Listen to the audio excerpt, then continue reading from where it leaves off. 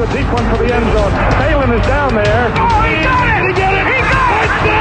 Touchdown! Jordan. Oh! A spectacular move by Michael Jordan! Oh!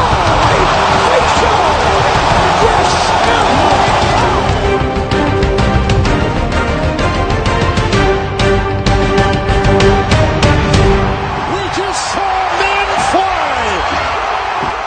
Going on, guys? All right, welcome to episode 80 of the Armchair Fantasy Show. I'm your host, of course, Jeff Lambert. You can follow me on Twitter at JeffLambert77.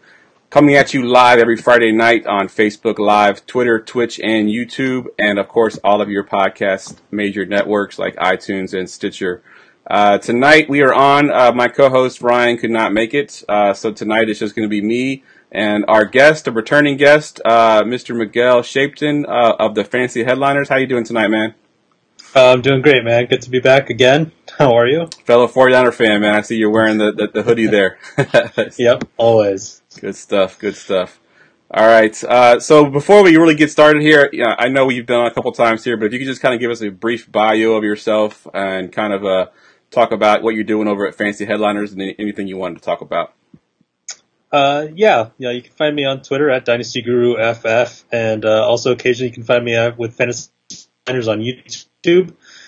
Just kind of go on there and do some off-season analysis for them, talk about the draft, talk about free agency, and talk about what we're here to talk about tonight, which is Prospect Success Indicator, or otherwise known as PSI. So yeah, super excited. Good stuff, man. Good stuff. I know we had you on last year to do your 2018 PSI rankings, and it was a pretty successful show. You called out some guys that unfortunately my league mates picked up on, and I think one of them was it Justin Hunter? Is that who it was? Justin Watson. Justin Watson. I remember that. Yes, Justin you got Watson. back to me afterwards. And you told me they sniped you. Yeah, they definitely sniped me. I thought I can get him late in the third round, and someone must have watched the show and they picked him up. So now he's excited this year, of course, because now that he's got the opportunity to start there in the slot, possibly, or even maybe a little bit outside. So we'll see how that goes. So yeah, good stuff there, man. Yep. Before we get started into the news and notes, I want to talk a little bit about hashtag Draft Pack, which I know you're a part of as well. I've brought it up a couple times on the show, but basically what this is during the NFL draft, any of you that are listening right now, if you use the hashtag Draft Pack for any of your tweets, basically if you're reacting to a pick for your team or you just want to comment on anything and you use any kind of tweet during the draft, just use hashtag Draft Pack and you'll be entered to win a bunch of cool prizes from some of our sponsors that include a signed Darrell Revis mini helmet. We've got some signed game-worn shoes by NBA star Bobby Portis. We've got a bunch of subscriptions to some premium websites as well, like Dynasty League Football and Daily Fantasy Nerd, a couple different places like that. So all you got to do really is just go on during the NFL draft, and when you tweet, just use hashtag Draft Pack, and you'll be entered to win. So good stuff there. Let's go ahead and just jump into some quick news and notes, Miguel. Not a whole lot going on right now. Obviously, it's the off season. We're getting ready to gear up for the draft here, so not a whole lot. So we'll kind of just bullet point through these things real quick. Something that came out today was the Raiders not ruling out drafting a quarterback in this year's draft. What do you think it does for that Raiders offense if they do draft a quarterback? Do you think they move on from Derek Carr, or do you think it's someone they'll just draft to sit behind Derek Carr for a year? I think if they go for a quarterback, it's going to be all in. Gruden has never shown much loyalty to the quarterback position. So I could totally see them making big moves, getting a quarterback, and trading Carr draft night. I think the only quarterback they would like, though, is Murray. So that would probably be the big one. That would involve Carr moving. An interesting one would be to see if they draft Greer late and then have him sit behind Carr and then move Carr a year from now. Those would kind of be the two options that I could see them doing, but I haven't heard a lot about them connected to Greer. Maybe you have, I don't know. But personally, that would be kind of interesting to see. Yeah, I think this is the first I've heard of them even mentioning that they're, considering it or even, I guess not considering it is what they really said. They really didn't say they were considering it. They just said they weren't ruling it out. So yeah, it's just the first I've heard of it, and I think I thought going into the season they'd be going with Derek Carr no matter what. But yeah, they've got 3 first-round picks, so they have the ammunition to do it. That's for sure. The next thing I got in here is sort of an under-the-radar signing. I don't think it means too much, maybe in Dynasty a little bit. But the Jets signed Ty Montgomery, obviously formerly of the Packers. It's kind of an under-the-radar signing because obviously they have Le'Veon Bell there. He's going to have no value, really, unless Bell gets hurt. But it kind of kills a little bit of Elijah McGuire's value if you had him as sort of a handcuff to Bell. Ty Montgomery there. Do you think he has any value at all whatsoever with the Jets? No. I've never been a big Ty Montgomery fan. I've always faded him. He was just happened to be at the right place at the right time one year, and that was about it. I mean, we see guys like that every year. Alex Collins, most recently, right? He's going to go there, and I think they immediately dubbed him like the backup to Bell. Yeah. It was like the headline I saw, and I was like, what about McGuire? He's like way better. He's actually a running back. So I actually think McGuire is going to beat him out for the handcuff job. Montgomery is just waiver wire fodder for us fantasy leaguers. Yep, agreed. I think that he may not even make the team when it comes down to it. I think he was just signed. He was just there, so they signed him. Let's see, who else we got? Leonard Fournette's back in the news again for the wrong reasons. Arrested for failing to pay a speeding ticket. Now, obviously, I think that the actual ticket itself is not a big deal, but with everything that's going on with Leonard Fournette, over the last couple of years, do the Jaguars finally cut bait with him? Are they just fed up with him, or is this something that's just going to be an off-season story and that's going to be it? This seems just utter ridiculousness. Like, he gets arrested for a speeding ticket? For not paying one? I don't know. That seems super shady on the police's part, if you ask me. But definitely a black eye for Fournette. Doesn't paint him in the best picture, but it's for the most ridiculous reason ever. I honestly wouldn't care too much about this if I was the Jaguars. If they're probably going to cut bait with him, but it's going to be for very different reasons. Leonard Fournette just was never worth the pick that they invested in him. Yep. And there's a lot of running backs that can do what he can do, especially next year's class, which is supposed to be really great. So I can see that happening then. But it's not going to be over this. This is going to be forgotten pretty quickly. Kind of minor, yeah. I think it's a kind of a minor incident. And the only reason why it's even news probably is because of all the incidents that he's already had with the off season and then how the season ended and then the whole talk of him. It doesn't help everything else in the greater context, but it's a big who cares. Yep, agreed. Next up, we've got Davante Adams said that he's heard, or he's, I guess, talking to the new coach. He's going to run more routes from the slot this season. I think I saw a stat that he ran about 20% from the slot last year, and he was very effective with it. Do we care at all for dynasty purposes if he's running from the slot or he's running from the outside? Does that affect his value, his touchdown upside, or anything? No, I mean, we have to see what this offense looks like now, right? We have a very completely different head coach and offensive philosophy. I love it. He's going to get a lot of free releases. He's already a really great wide receiver at the release.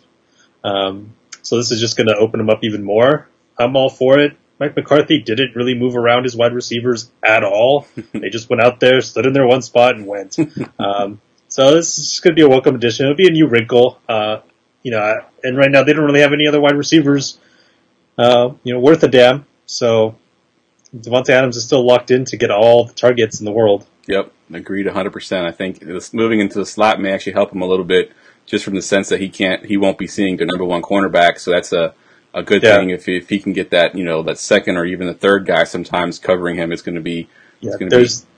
There's very few good slot corners. Most of the slot corners are the third best guy on the team, and the third best is not always the greatest.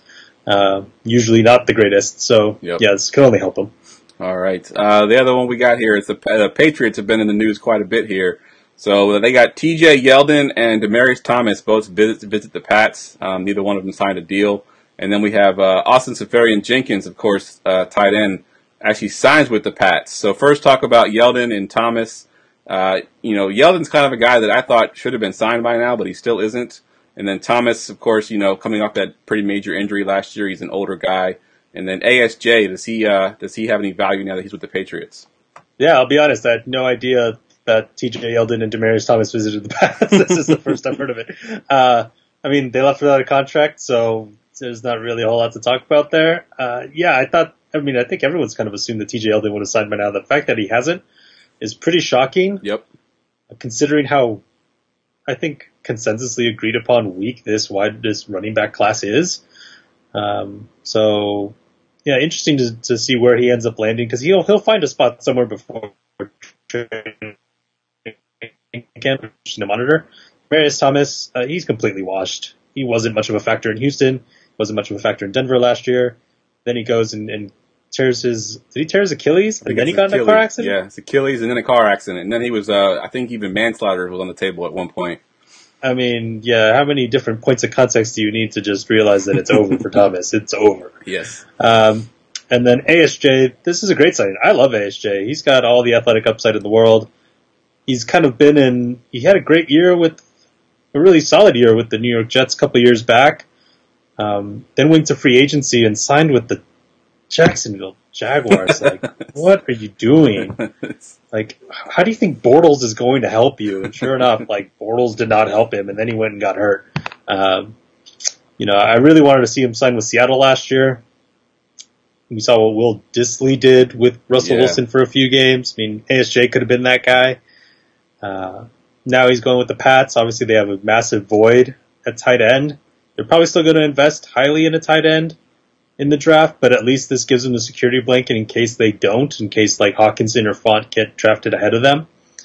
I love it. It's a good signing. Am I expecting Gronk-like numbers or Hernandez-like numbers? No, but am I expecting a solid tight end for fantasy? Absolutely. He's going to be a great late-round tight end. Yeah, I think with the tight end landscape right now, I mean, you don't got to do much to be a decent tight end.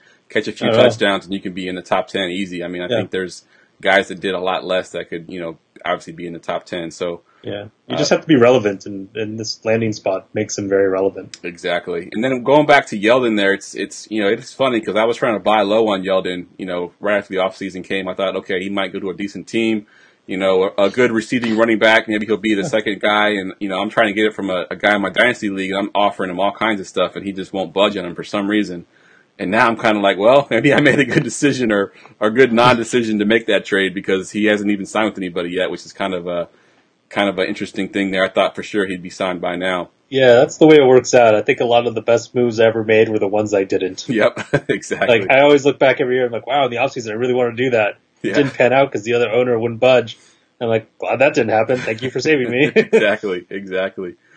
All right, last news we have here. I don't know how much this is really news necessarily, but Antonio Brown, of course, been in the news a lot lately with him in his Twitter battle, or a one-sided Twitter battle with him and Juju Smith-Schuster. He vows to log off, basically blaming the media and all this stuff for painting him in a bad light when actually I think it was more his own doing. What do you think about that? You think Brown stays off of Twitter and all that kind of stuff for the entire season? Well, let's hope so. I mean, you don't need the unnecessary drama. I mean, obviously he didn't really put himself in the best position. Like when he showed that DM from Juju Smith-Schuster, I didn't really understand what he was trying to get at there. No. I don't think anyone really did. I was like, what's so wrong about that? He reached out. He was a kid. He wanted to know. That's really nice. Antonio Brown didn't do himself any favors. I know a lot of people really hate him now. I mean, he's been a diva his whole life. That was in his, prospect profile in most scouting reports coming into the NFL. That's one of the big things that was a red flag for him amongst teams, is that he has a diva-like personality. So we shouldn't be surprised when a diva-like personality becomes a diva. That's no one gets surprised when Mariah Carey throws a fit behind stage and fires an intern or something. They're expected to do that. Antonio Brown's still a great wide receiver. Still like him for that. I don't have to like him personally. I don't have to have an opinion on him personally. I just want him to ball out. Yeah, fair enough. And the Armchair Fantasy Show, the only place that you can get player comps of Antonio Brown to Mariah Carey. I like that. Right. All right, let's talk a little bit about PSI. You just recently put it out on your website there. You've done this the past couple of years. Kind of tell us what it is, how'd you come up with it, and where can we find it? Yeah, so I've been doing this Prospect Success Indicator report for the last 3 years. It kind of just came from the fact that I followed a bunch of different accounts and websites of advanced metrics that all pointed to a different aspect of why this wide receiver would be great or not great, and but nothing that ever really pulled it all together and gave you really a complete picture of these wide receivers. It was just a snippet here, a snippet there. So you kind of had to read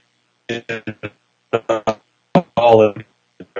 So I figured there had to be a way where you can kind of combine all these things because there has to be value in all of them. I thought there was value in them at least. And that it would tell us, which wide receiver should we really be paying attention to, who seems to be underrated, who seems to be highly overrated. So what the PSI tool does is it compares all incoming prospect profiles versus the average top 24 wide receiver profile in the NFL. And then the reason behind that is my measure for success is achieving a top 24 season as a wide receiver. So that's why I measure it against that. And then it just tells you, from 0 to 100, how close does that wide receiver compare to that top 24 profile. At 100%, they completely nail it. You get your Mike Evans, your OBJs of the world, and sure enough, they hit. And then on the back end, you get guys that are super low and are completely overrated. Your Dorial Green Beckhams, your Kelvin Benjamins. Even though he had one top 24 season, he was a huge sell for me because he rated so low, and he was really just propped up by one season where there was no one else to throw to. And Cam Newton just peppered him with targets after being a first-round wide receiver. So he was really just propped up by his draft capital for 1 year, and then he completely fell off the map.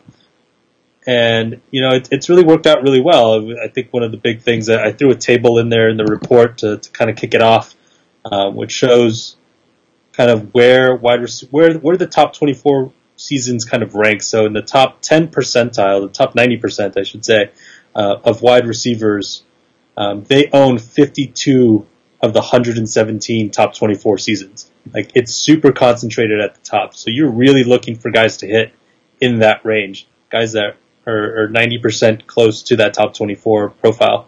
And then the next kind of tier down, which is the top 75 overall, you got another 25 seasons, top 50, 30, and then the bottom 50, which is a huge group of wide receivers, amount to a whopping 10 seasons total, all of which have been singular seasons for exception with one player, which is Tyreek Hill, who's got 2, and now is in deep legal trouble, and we'll see what happens to him there. We'll see if he ever hits it again. I'm sure he still will. He's incredibly talented, but the reason why he rates so low in the model is he wasn't a wide receiver in college. He was a running back / wide receiver hybrid, but mostly a running back, and he played 1 year, and then we never heard of him again. It's kind of hard to model someone based off of 1 year of semi-playing wide receiver. No one would hit on that.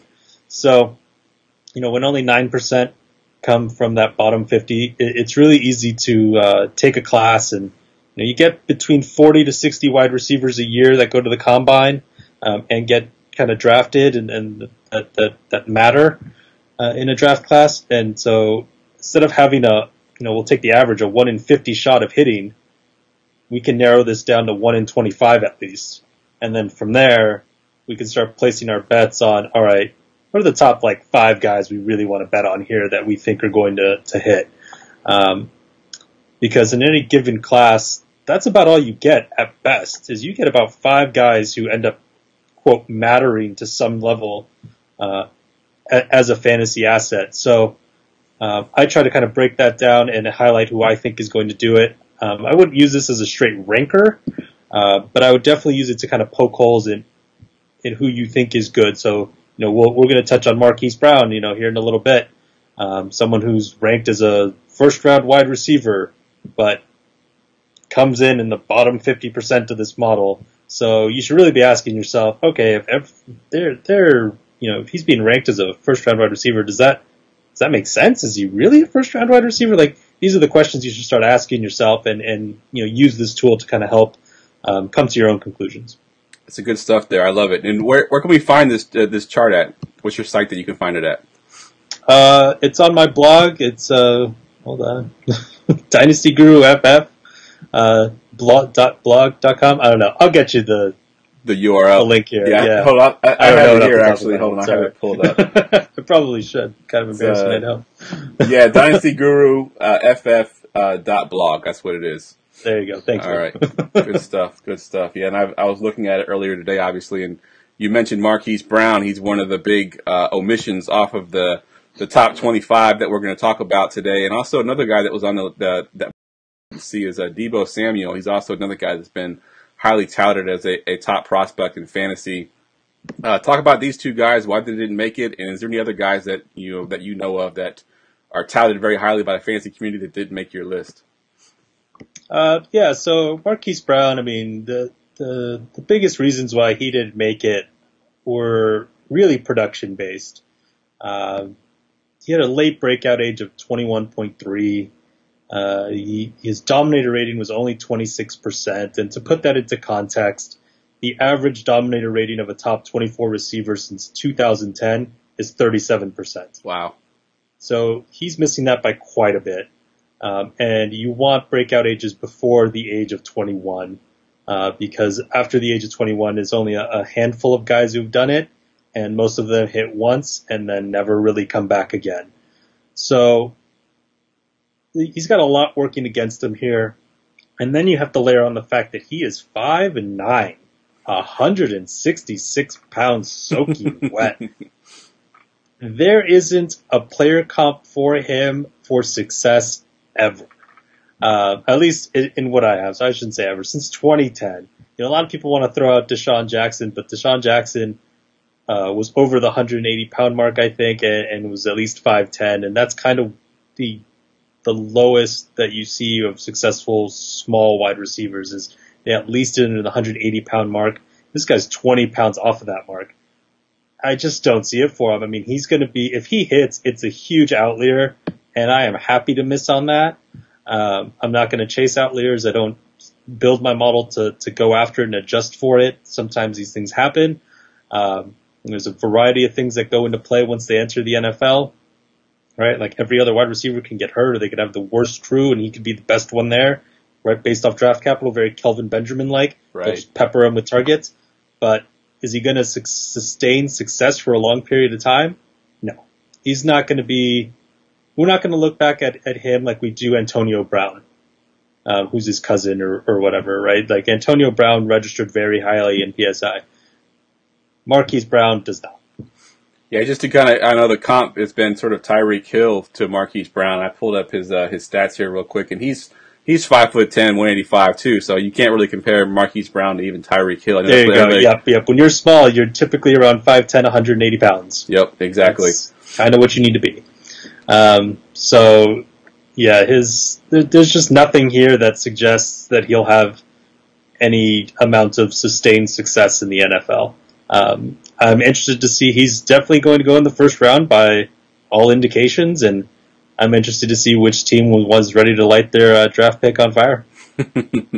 Good stuff there. Let's talk a little bit about Deebo Samuel. I think I had him. I just recently did a Superflex mock draft, and I had Deebo Samuel as a late round, first round fantasy pick. Tell me why he's not on your rankings here. Why the hate for Deebo Samuel? I was surprised. I was coming around on Deebo Samuel personally. And this is the fun thing about doing the model is I don't always know how this is going to shake out. There's always guys that I'm like, oh, they're absolutely going to miss, and then they end up making it, and vice versa. And so when I was kind of going through and getting to that initial threshold of 50%, and I realized, oh man, Deebo Samuel isn't there. Like, what? How is he not there? I'm like, I thought he would totally be there. But the model didn't like him. He came in just below. Let me see where he actually kind of came in at here. So Deebo Samuel, he came in the 63rd percentile. So just outside the 50th.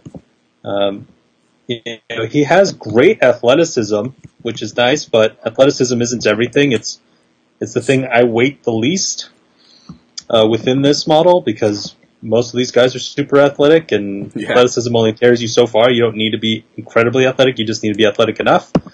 But it's really his lack of a dominator rating. Again, he comes in at 27%. I started incorporating more draft entry age into this year's model as a new metric that I'm measuring, and he just comes in with an average score of 22.9, and his breakout age is 20.6, which is also very average. So there's just nothing here that really says, elite superstar.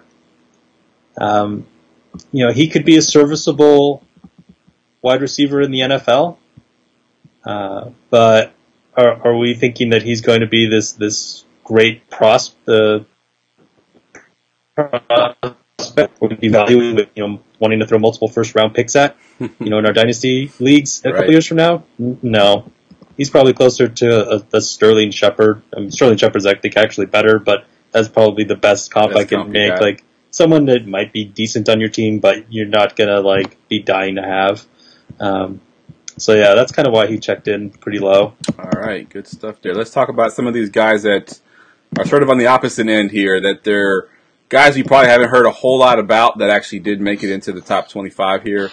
Guys like Darius Layton, Cody Thompson, and Stanley Morgan. Those are three guys that, I haven't really profiled too much, haven't heard too much about them from the fantasy community, but they all made it into your top 25. These three guys here, just talk about them a little bit. Tell me why you like them. Yeah, I haven't profiled them a ton, but Darius Slayton is actually someone that you and I need to keep on top of because he is Marquis Goodwin 2.0. I think this would be a great target for our 49ers in the late rounds to get as a Goodwin replacement. The great thing about Darius Slayton is that he's Paris Campbell, but without any of the hype. It's incredible. I mean, his profile is incredibly athletic, just like Paris Campbell. I mean, he might be a little less athletic, but again, you don't need to be insanely athletic to be great. You just need to be athletic enough, and they both check that box. So I don't really care how much more athletic they are. I just care that they're athletic enough to be in the NFL. And he was actually more productive in college than Paris Campbell. So I don't understand the love for Paris Campbell when someone like Darius Slayton I can get in the 6th, 7th round in an NFL draft. Paris Campbell was going to go in the first, is what some people have in their mocks. Don't understand that at all. Love Darius Slayton as kind of a late round play.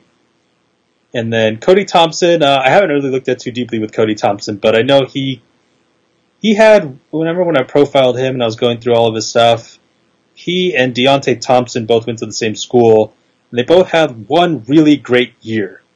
The issue with both of them, and why I'm really not that high on them, personally, even though the model likes them, is that they each had one great year when the other was hurt.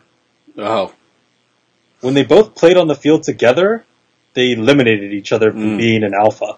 So to me, they would make for a solid NFL wide receiver, like a depth chart guy, your wide receiver 3 probably.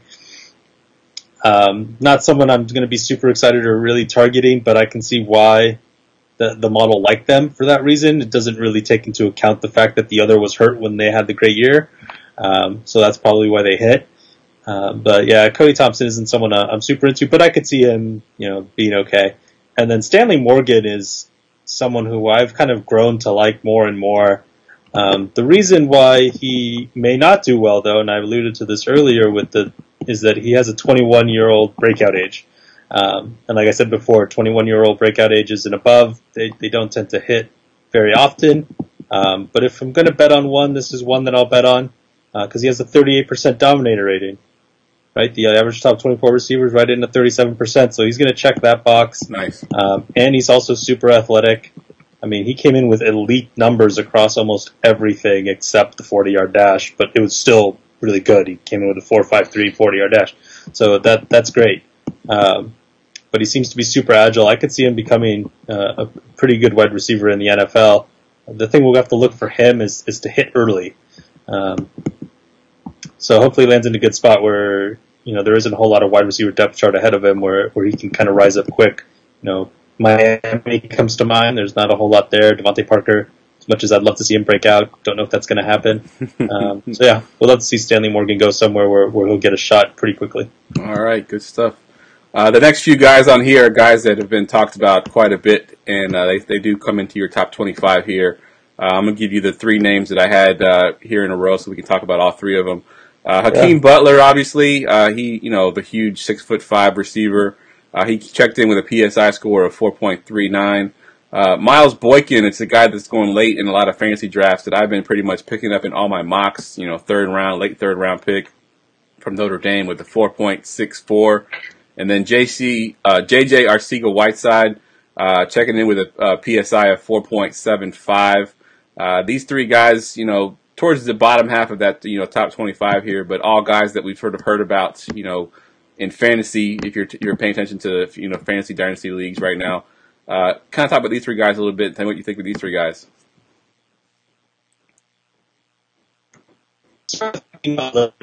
That's a really interesting one because everyone has Hakim Butler. All of a sudden, he blew up the last month and a half or so. You can check me on that. I know you've been following it on Twitter, where all of a sudden everyone's got him at the number one guy in, fantasy drafts. And I love Hakim Butler.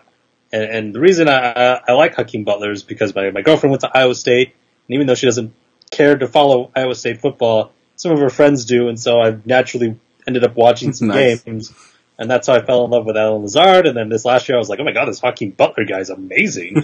And so I was really excited to see how he would kind of check out in this model. He comes in just barely above the 50th percent threshold. So he doesn't get into that, 90th percentile, where we see the highest concentration of top 24 seasons and where we see the most amount of elite talent really reside. So, a lot of people saw him, working out with Calvin Johnson, and wanted to dub him like the next Calvin Johnson. And I'm like, no, he's more likely to be the next Kenny Golladay than he is to be the next Calvin Johnson, and that's not really a knock. Kenny Golladay will be, okay, but are we talking about future Hall of Fame wide receiver? No, probably not. And the main reason for that is that he didn't break out until 21 again, and so I'm not going to beat that horse, but we know that that's just not a recipe for long-term success in the NFL. He does have a strong dominator rating of 44%. He does have insane measurables. From his height to his hand size of almost 11 inches. Good God. I mean, the guy's got mitts. I'm not concerned about his drop rate. People keep bringing that up. Honestly, I don't care. Drops don't matter. As long as you're getting fed targets, you're going to make up for it. If you look up all-time drop leaders, they're mostly littered with Hall of Fame players. So don't come at me with drops. I really don't care about that. The only reason people care about drops is because they realize, that would have been 3 extra points for my fantasy team, and then, you didn't get those, so that's the only reason you care, but do they actually matter in the grand scheme of things? No. Just on that point, I wanted to just bring up real quick, because I just Googled it. The top drop person from last year was Jarvis Landry. He had a total of 11 drops, so you're thinking 11 points in fantasy over a 16-game season. It's not really nothing to write home about, that's for sure. Yeah, and we know that Jarvis Landry has more than made up for, kind of the initial draft capital invested in him in your dynasty leagues by giving you top 24 seasons left and right. So, do you really care about those drops? I don't. Hakim Butler really is kind of getting dinged for that breakout age. I don't love him as my wide receiver 1. I'm happy to take him in the mid to later first round. I just don't know if he's going to be there anymore. The hype, I think, has gotten just out of control and needs to really be died down a bit. Agreed. I got him ranked at number 4 overall in my rankings here, behind the receivers N'Keal Harry, A.J. Brown, with the running back Miles Sanders mixed in there. So Hakim Butler is my number 4, but I've seen him go, like you said, sort of mid-first. If I'm in the back half of the first, I'm probably not going to get him, but if I do get him, I would definitely take a chance on him, because he is he's huge. I mean, he has the largest wingspan of any player that's been at the combine in history of the NFL. So, I mean, he's a huge player. So, yeah, he still has very much a legit chance to get you at least one top 24 season. Just don't be surprised if he's not the next Julio Jones. Yeah, exactly. All right, what about Miles Boykin? Because he kind of came out of nowhere, because I didn't have him on my radar, because I'm not a big college guy. I don't follow college very closely. I don't follow it until after the season's over with, and I started watching YouTube videos. And Miles Boykin wasn't on my radar until the combine. Then he goes in and he crushes the combine, and I go back and watch some tape on him, and he doesn't look as fast as he tested in the combine on tape, but he checks in pretty decently in your rankings here. So talk about him for a little bit. Yeah, he comes in, let me see where, is he in the 60th? No, he sits just at the 60th percentile, so he's in the 50th percentile group. And he's right there with Stanley Morgan and Cody Thompson and Hakim Butler, like we just talked about. I mean, he's incredibly athletic. He literally is dark green in every single athletic measurable you can have. So, yeah, insanely athletic football player, great measurables. He checks in with a 30% dominator rating. I mean, I did say that the average for the top 24 wide receivers is 37%, but that doesn't mean there aren't guys in there that are a little lower than that. So 30% is really that threshold to get credit for it. And then, but his big thing is he broke out at almost 22 years of age. So he literally broke out just this last year. I mean, it took him 3 years in college, maybe 4. I don't know if he was a senior. I have to go back and double check that, but it took him 3 to 4 years to break out. That's just not, the elite players break out at 18 or 19. And he did it at almost 22. So I think he's going to make a great uber athletic weapon in the NFL, and he'll make some splash plays here and there. Not someone I'm really targeting. Of all the athletic guys, I'd still rather have Darius Layton, even though he ranks a little lower than him. But they're basically in the same percentile range. So give me Slayton. I mean, you could probably get Slayton for almost free. I mean, you probably could almost wait if you. I do a 3-round rookie draft in my dynasty, and you can absolutely get Slayton free. Yeah, you basically can get him after the draft is probably done, unless someone's listening to this podcast and then taking him in late third round again. I mean, if you compare just super athletic profiles, Darius Slayton to, was it Boykin? You got 6'1", 190 pounds for 6'3", 220. Darius Slayton's entering just right at 22. Miles Boykin, same thing. His dominator range is 24% versus 30, so edge to Boykin there, but his breakout age is 20. And breakout age is more meaningful than dominator rating. So, yeah, and then they're both very athletic. So give me the guy who broke out a little earlier. Good stuff. All right, another guy that's on the list here is J.J. Arcega-Whiteside. Checks in with the PSI of 4.75, just a little bit higher than Boykin. You know, he's somebody that I've heard quite a bit about. You know, he has his super long name as well, so it's easy to remember. But talk about him a little bit and what you think of Arcega-Whiteside. I like Arcega-Whiteside a lot. I think he's a great wide receiver. I think he's been incredibly underrated this whole time, and it was more due to the fact that he didn't participate at the combine, so people kind of forgot about him as a result. So out of sight, out of mind was basically what happened to him. And you know, I think he actually checks in a little bit higher. He didn't participate in all the combine measurables at his pro day when he actually finally did it, but he came in with a much better 40 time than anyone anticipated, which was great. I think he was about 4.53, if I remember correctly. Let me pull him up. I had the wrong database open now that I'm going through this, so apologies here. No problem. 4.49 40, 34-inch vertical, which is great. His broad jump was only 118 inches, so that wasn't phenomenal. He didn't participate in any agility drills or the bench press, so we just don't know how he would have done there. But yeah, he came in with a 4.75. However, if he would have completed the agility drills and if he would have done the bench press, and assuming that he would have, hit the threshold for success on those three, you're looking at a guy who would have scored 6.27 and put him in the 40th percentile range. So he could have scored even higher in PSI had he done those and been successful.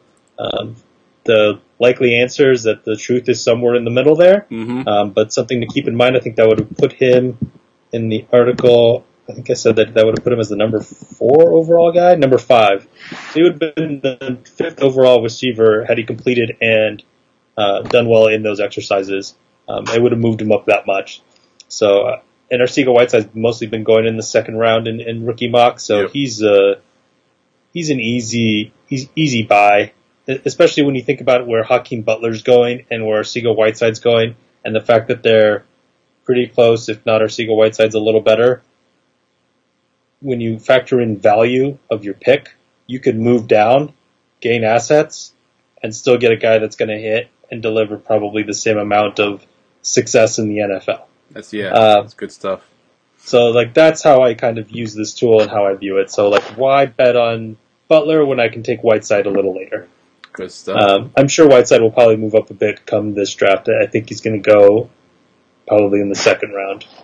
All right, good stuff there. Yeah, obviously landing spot is a big thing for these receivers, but, we're kind of judging them before we hit the draft and trying to figure out who the most talented guys are. And this next group of guys here, two guys that I got, and obviously one of them has been a huge sort of talking point on Twitter, on Facebook, everywhere that you kind of talk about dynasty football, and that's DK Metcalf, who just basically, killed the combine, as far as the hype goes. And then Greg Dortch, that's a guy that you've got only 2 points lower, I believe, than Metcalf. These are two guys that, most rankings wouldn't have them anywhere near each other. You got them back-to-back in sort of your ratings for your PSI. Talk about these two guys a little bit. I know Metcalf is a big, or my co-host Ryan's a big fan of DK Metcalf, and he kind of wanted to come on tonight to sort of defend him. But talk about Metcalf and Dortch a little bit and why these guys are so close together. Yeah, I mean, these guys couldn't be more opposite of each other. I think I mentioned this in Fantasy Headliners, that it reminds me of Danny DeVito and Arnold Schwarzenegger in Twins. Like, I just want to see them next to each other like that because Greg Dortch is tiny. I believe he's 5'7". Wow. He's very small, but he was an ultra-productive wide receiver in college. So his biggest knock is just his size. And he didn't really participate a lot. Let me pull him up here real fast. I believe in any of the drills or very few of them. So we don't have a great athletic profile for what Greg Dortch could have done. But like I said, he was very productive and almost from the get-go. I think from the time he stepped on campus, he has a 39% dominator rating. He broke out at 19. He's got a 4.55 40-yard dash. He was extremely quick in the agility drills. However, he didn't participate in any of the explosion drills, so no vertical or broad jump for him and no bench press either, so we just don't know his strength.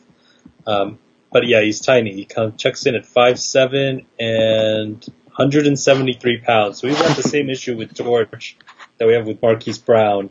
So kind of this is where I look at it. Like, again, people really overvaluing Marquis Brown, but here's Greg Dortch, who's basically the same physical profile. He's not as fast, obviously, but in terms of like size, they're the same. But we've got a guy who actually produced in college.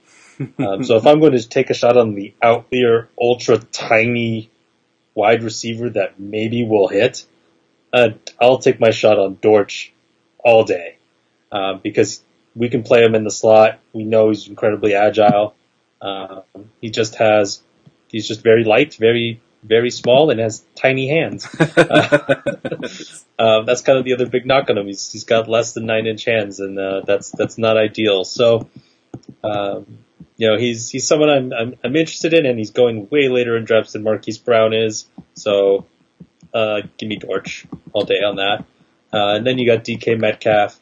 The biggest thing with DK Metcalf is, man, he looks like a god. The guy's just phenomenal to look at.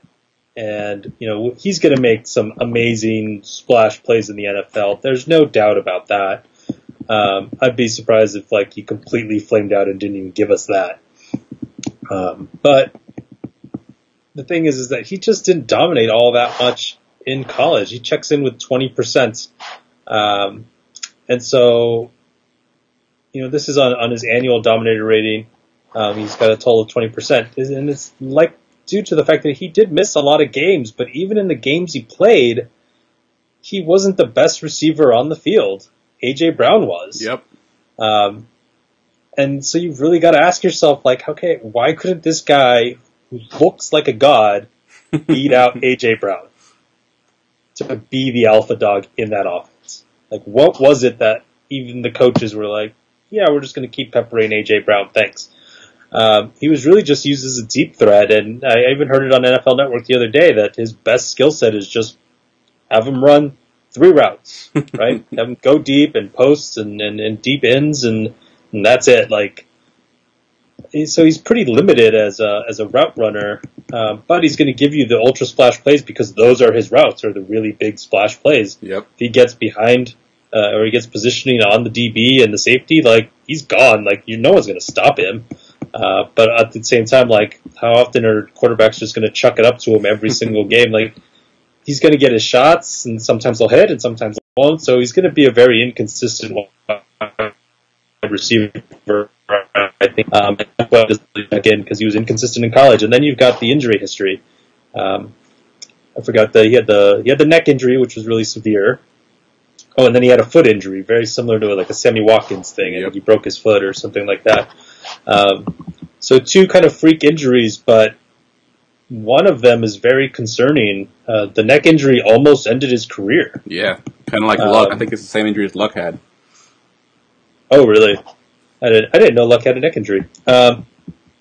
So that's just, he could be one shot away from, having that issue again. Like, I don't know. But neck injuries scare me. For the most part, I'm only ever concerned about injuries when it comes to soft tissue and concussions. Everything else is just, hey, you play football and it happens. It happens. You're going to get hit and things are going to break. But when it happens to your neck, we all think back to David Wilson and how quickly he ended up retiring from the league as a result. Yep. So it just concerns me. And then there's, a lot of people that believe that once you show that you get hurt often, you tend to stay hurt. And that may happen. I mean, he's a very big, dense individual, and he's going to take some big shots, so I could see him being a little more on the fragile end. But he hasn't shown that for me from a soft tissue or concussion problem, and those are the ones I care about the most. Everything else I'm willing to give a pass on, but when you're talking about the neck, that's a hard one to overlook. Agreed, 100%. And then even with the foot, Sammy Watkins, even last year, was still having issues. Right, he missed a good chunk of the season because his foot was giving him issues again. So, we'll see. I don't think DK Metcalf is the biggest. Will give you the most splash plays probably in this class, but will also probably likely disappoint you the most in this class in terms of like what he could have been. Yeah, he's a prototypical sort of best ball player. I think you can, get him in your best ball leagues, and you're going to have those games where he's, 3 catches, 130 yards, and 2 touchdowns, and then he has those games where he's, 1 catch for 12. You know what I mean? He's just going to have those games where he's just not doing anything for you. Exactly. Yeah, he's going to put up Madden numbers where it's like 3 catches for 200 yards and like 3 touchdowns, and you're going to be like, oh my god! And then the next week, he'll follow it up with 1 catch for 12, and you'll be like, so who do I have here? Exactly. Good for best ball, not good for your regular leagues. All right, let's touch quickly on this last receiver here that we got that's not in the top 10, and then we're going to go to a commercial break, and when we come back, we'll do the top 10. Kelvin Harmon checks in at a PSI of 5.14. He's sort of like at that threshold in the top 10 here. Harmon's been, a pretty popular dynasty pick. He kind of fell off a bit in the combine. He has some less than stellar combine numbers, but still a pretty good receiver overall. What do you think of Harmon? Yeah, this is one where, like I said earlier, there's times where I'm like, oh, this guy's going to do great in the model, and then he checks out and he does terribly. And then there's times where I'm like, oh, this guy's terrible, I don't want to touch him. And he does end up being better than I think.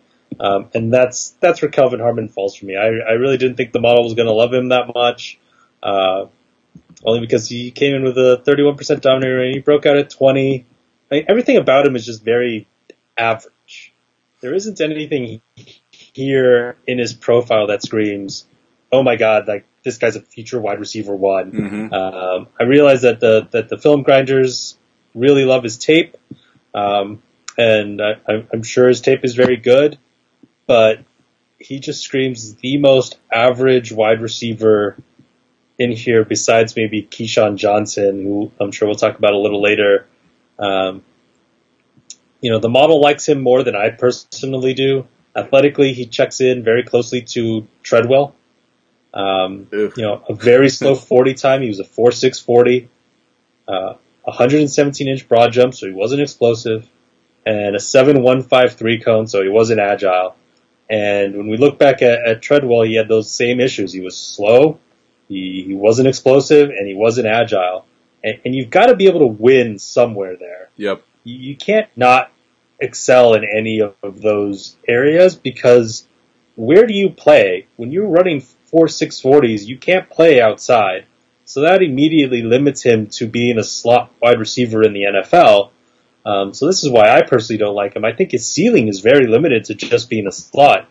I don't think he's going to get much opportunity outside. So he's got to succeed in the one role he gets. So he's going to get really one shot to do this.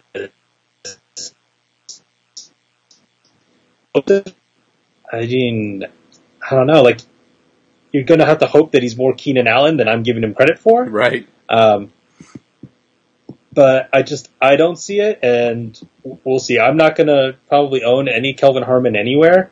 Obviously, I'm not going to be surprised if he finds some success because the model likes him, and usually when I go against the grain of my model, I tend to be the loser. But personally, for my rankings, I'm not a Kelvin Harmon fan. I just don't see it. He compares very closely to Jaron Kreiner, who, if you're wondering who that is, that's kind of the point. Exactly. Yeah, I was like, who the hell is that? Never heard of him before, and that's, I can see that. I think Jaron Kreiner's from 2012, something like that. So, yeah, he's an older guy. He's a 2012 fifth-round pick. So, yeah, he just doesn't do it for me. All right, fair enough. All right, so that's the end of the, sort of 11 through 25 flares that I wanted to touch on. We'll take a quick commercial break here. We are running against the clock here, so quick commercial break, and when we come back, we'll knock out the top 10 real quick, so hold on tightly.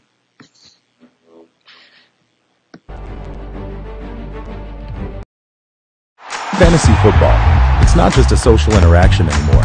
Today's manager plays to win, and the difference between winning and losing is so small, a manager will do whatever it takes to get an edge. Yet the other sites offer the same content at an extremely high cost. It's time to get away from the old and step into the future of fantasy stats. This is StatRoute. StatRoute allows you to find any data set for any player or team in 7 seconds or less, all on a simple, easy-to-use application. Want to see which running back performed best in the snow last season? How about the past 5 seasons? And in the fourth quarter? Or maybe you're unsure of which quarterback to start for the upcoming week. With our Stats IP technology, you can now quickly see how Matt Stafford has performed in the rain, during the second half of the season, in New York, compared with how Russell Wilson has played during primetime games, at home, versus the Rams' new defensive coordinator, Wade Phillips. At StatRoute, it's our mission to deliver state-of-the-art technology, guaranteed to keep you ahead of the curve. So, whether you're a casual football fan, a weekly fantasy trash talker, or a DFS hustler, we've got you covered. Welcome to the new standard for stats delivery. We are StatRoute. Take back your league.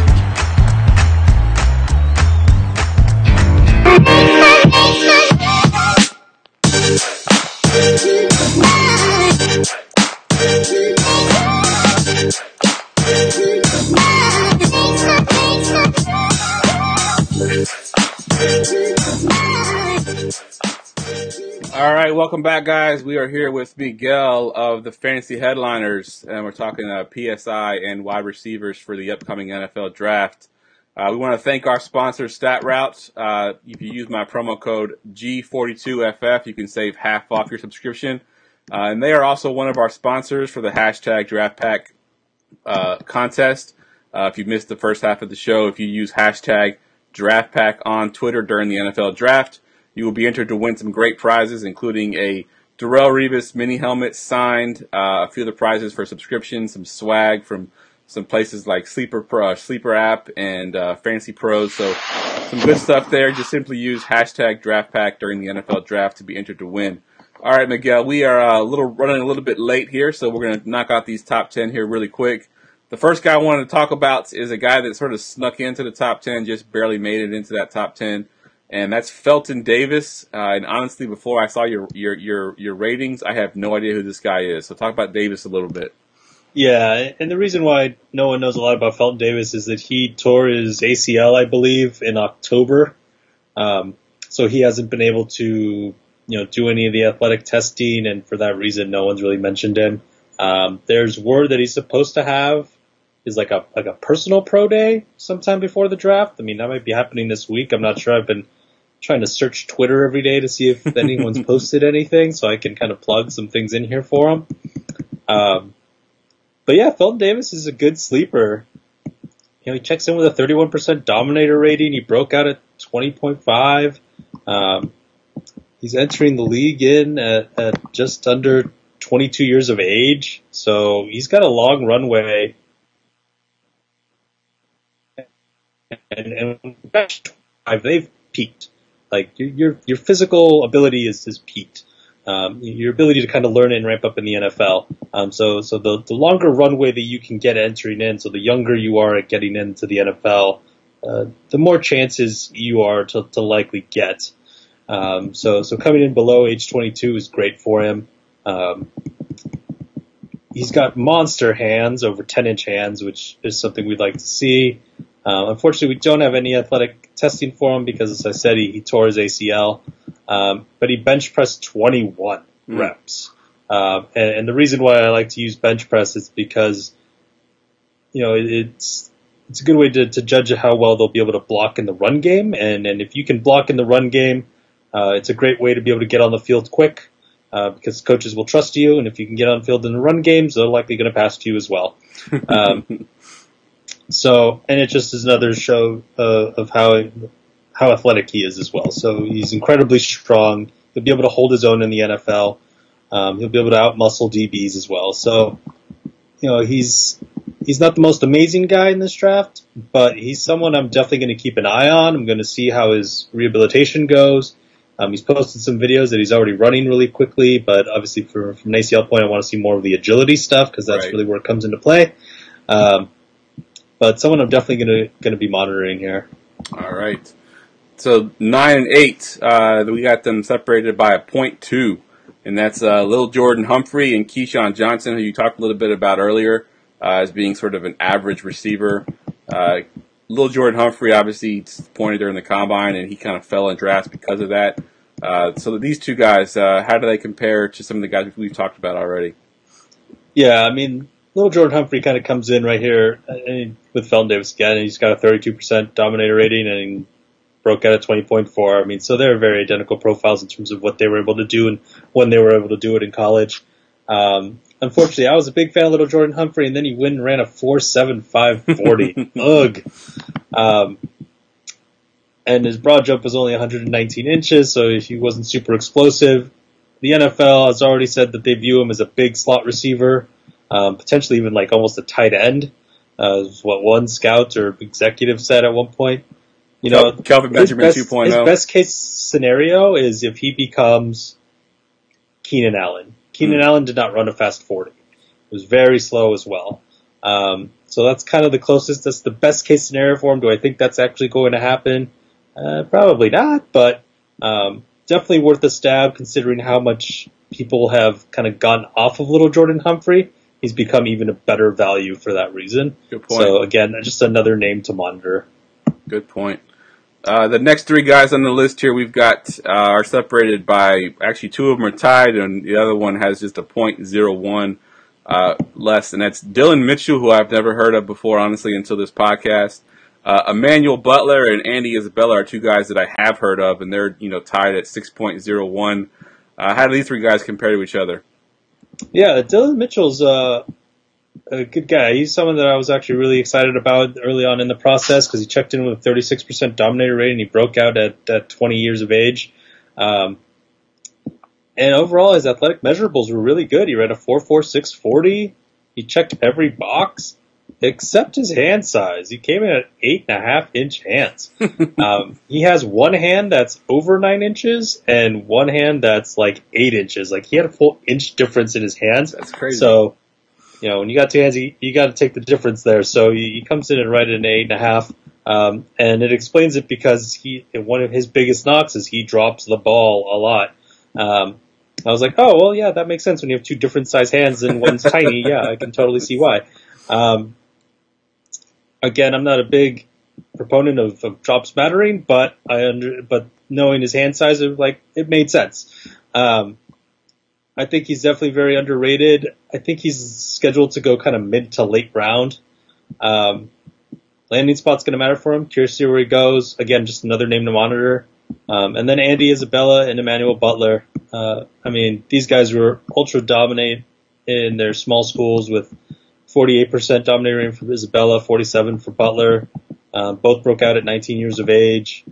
Both bring kind of different skill sets. Butler's more of that slot receiver, another potential Keenan Allen-like player, and Isabella is more of a burner.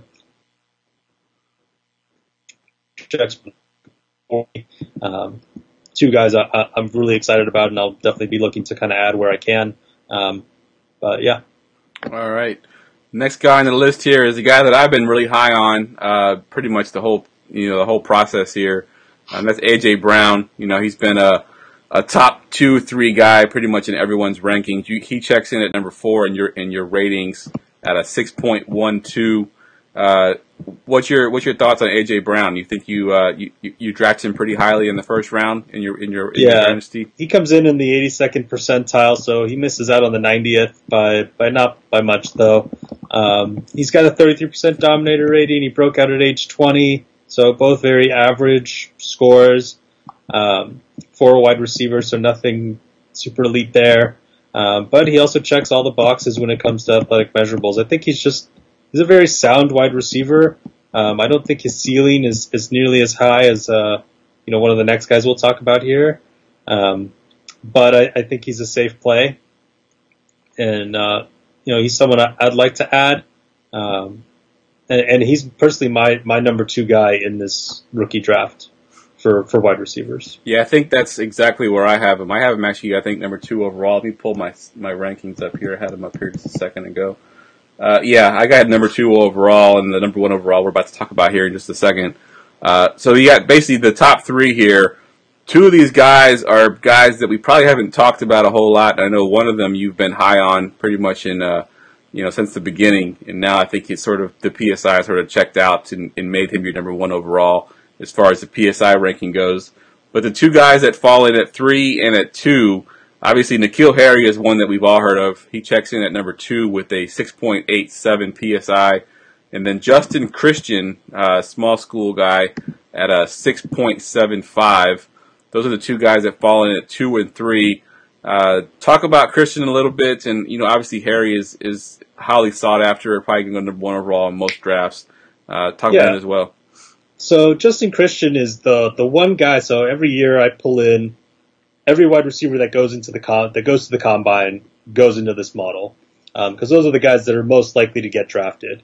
Obviously, there's always a couple guys that end up getting drafted that didn't go to the combine. We've got like our Phillip Lindsays of the world, right? And for me, the only guy that really seemed to deserve getting put into the model as of today is Justin Christian. I could see him being that guy that potentially gets drafted very late or signs undrafted and then ends up making noise. He's 5'11", he's 189, he's 21 years of age, super young. Wow.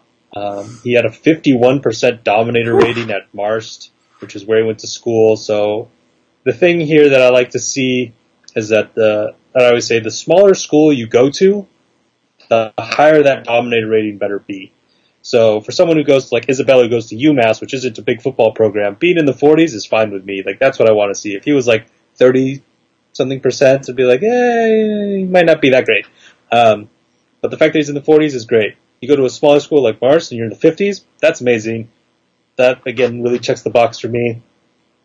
And he broke out at 17.9 years of age. He's got the youngest breakout out of anyone in this class. Wow. And he checks all the athletic measurables. He's got almost 10-inch hands for being 5'11". He's ran a 4.43 40. He was proved to be really explosive with a 126-inch broad jump. He didn't do any of the agility drills, but he also benched 16 reps. Wow. So he's incredibly strong. He's incredibly quick, and he's explosive. I'm going to be really interested to see where this guy lands. Hoping he gets a shot somewhere. He's likely an undrafted free agent. Someone I'm going to monitor. Not anyone you necessarily need to draft unless you got super deep benches and you want to just burn a spot, but definitely a name that if you hear him pop up on the Roto World's, blurbs every now and then of like, oh, this guy's doing well in practice, or, this guy got signed by whatever team, like, that's what I'm going to be paying attention to see kind of how his career progresses, but everything about him suggests that he should have no problem finding success in the NFL if he's given an opportunity. That's a good call there, and that's kind of why I like Dynasty. I'm gonna go kind of my soapbox here. I've been playing fantasy football for 20 plus years, and in the beginning we didn't have Roto World and Roto Wire and every website in the that we use now. And I used to go to every team's website and look at like practice reports and try to find out those sleepers, which nowadays sleepers don't really exist in regular redraft fantasy football. Everybody knows about everybody. But when it comes to Dynasty, there are still those guys that you can find if you're reading the practice reports and, like you said, RotoWire saying, oh, this guy's been doing good in practice or he signed with a certain team. If you kind of keep an eye on those kind of things, you can find those guys. And, over the past few years, I've been lucky enough to hit on a few of those guys. I drafted Tariq Cohen in the 5th round in one of my Dynasty rookie drafts. Obviously, he's become a pretty good player. Jordan Howard was another one that was kind of late, and I drafted him pretty late, and he's been pretty good. Traquan Smith last year was my sort of later round guy, and he seems like he could be a breakout player here pretty soon. So, if you pay attention to those kind of guys like that and just kind of keep an eye on them, and eventually they sort of work their way into a roster, they can end up being pretty good for you. Yeah, absolutely. All right, the last guy on here, I know you got sort of a crush on. Everybody kind of gives you a hard time with that in some of our groups that we talk in, and you've been kind of beating this drum for a little bit, and he actually checks in with a perfect score as far as your PSI goes with a 7.0, and that's is it Ashton Dulin or is it Dillon? Doolin. All right, talk about him a little bit. And how did he get a perfect score? Yeah, well, to be honest, the only reason N'Keal Harry didn't get a perfect score is because he apparently participated in a 20-yard shuttle, but at the time never became public, and there was no video of it either. But the fact that he was ultra athletic and everything else that he did can assume likely suggests that it's a good assumption he would have done well in the 20-yard shuttle. So he would have also had a perfect score. And it's why N'Keal Harry is still the number one wide receiver for me. But Ashton Doolin, he's a small school guy. You think Marist is a small school? Malone's even smaller. I knew Marist existed. I've heard that name in passing here and there. I've never heard of Malone until this year. I literally had to look up where that was because I had no idea, and apparently it's in Canton because they play in the Pro Football Hall of Fame field is like their home field. Nice. And they also just recently shut down their football program, so there's that. How small is it? Not even worth going another year with it. That's how small it is. He literally, there was only one video. If you go to Huddle, HUDL, you can find some tape on Ashton Doolin. And, I mean, you watch him. I mean, he's a man amongst boys out there, and with good reason. I mean, I don't think the competition he faced at all is great. So he really stands out on the football field. And it shows in his dominator rating. I mean, he checks in with a 61% dominator rating. Wow. That's about as high as you can statistically get. I don't think you're never going to see someone with a 70%. Like, that's going to be bananas if I ever see that. I don't think it's actually possible to get probably above 65%, to be honest. So when you get into 61%, that's probably as high as you can really ever get. So again, the smaller the school, the higher we want to see, and he comes in with 10% greater than Justin Christian, who we already think is pretty good. But yeah, you go watch that video. His quarterback play is atrocious. It's as atrocious as you would think a Malone quarterback is going to be. I mean, the guy just chucks it up there with no clue where that ball's going, and Doolin just comes down with it every time. He's a big receiver. He's 6'1", 215. He's coming in the NFL at 21 and a half years of age. He broke out at age 18. He was successful from the minute he walked onto that field. And he also averaged about 50 yards a year in rushing. So he was kind of a Swiss Army knife for them. I mean, when he's the best player on the team, you kind of have to use him in all facets. Yep. And he also returned kicks. I don't know if he returned punts, but I saw footage of him returning kicks. So from an NFL perspective, he should be able to find his way onto special teams and be successful there.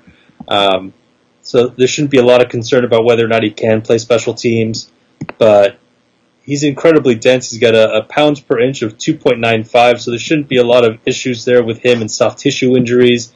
His hand size comes in at the threshold that we look for, which is 9 inches, a 4.43 40, a 38-inch vertically. I mean, those are just amazing for his size. And then a 4.22 20-yard shuttle. Wow. And a 13 on the bench rep. And so his height-adjusted speed score is almost 112. Wow. I mean, the guy is a specimen. I mean, he's great. Again, he's probably he's what I dubbed this year's Justin Watson.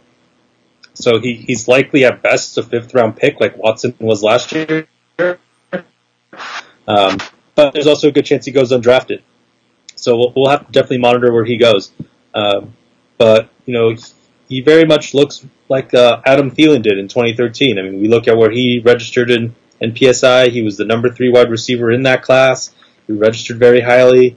Also went undrafted, and look where he's at today. He just got an extra $30 million guaranteed. Yep.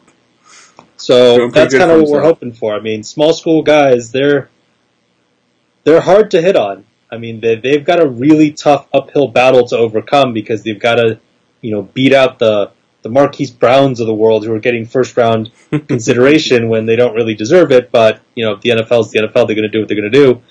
So they're going to get the greater opportunity. So their opportunities aren't great, but you're just hoping he lands in that one spot where he gets a shot or the coach or the front office is, smart enough to be like, hey, this guy needs more opportunity than, what his draft capital suggests. And you hope he takes it and runs with it. Because if he does, you're going to want him on your team, and you're going to both on your personal NFL team and on your fantasy team. Exactly. So, someone to monitor. Obviously, you're not going to draft him 101 overall in your rookie drafts. You're definitely going with Harry or AJ Brown in that one if you're going for a wide receiver. But you can get Doolin. His hype train is increased quite a bit. I've seen him go in the 2nd round now. Wow. I feel like I've talked about him too much. I launched the Ashton Doolin hype train a couple months ago, and then everyone jumped on board, and now he's no longer the value of a 3rd-round pick or anything like that. But is what it is. Good stuff, man. Good stuff. Appreciate you coming on tonight. Tell us where we can find you on Twitter, because you put some good stuff out on Twitter. Tell us where we can find you at. At Dynasty Guru FF. Yeah, definitely a great follow, guys. I've been following him for quite a while.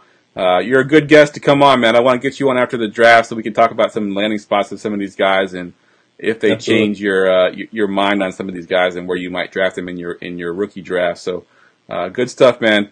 I appreciate you coming on tonight, and we'll see you after the draft. All right, man. Sounds good. Thanks for having me on. All right. For Miguel, I'm Jeff. You can follow me on Twitter at JeffLambert77. That's a wrap.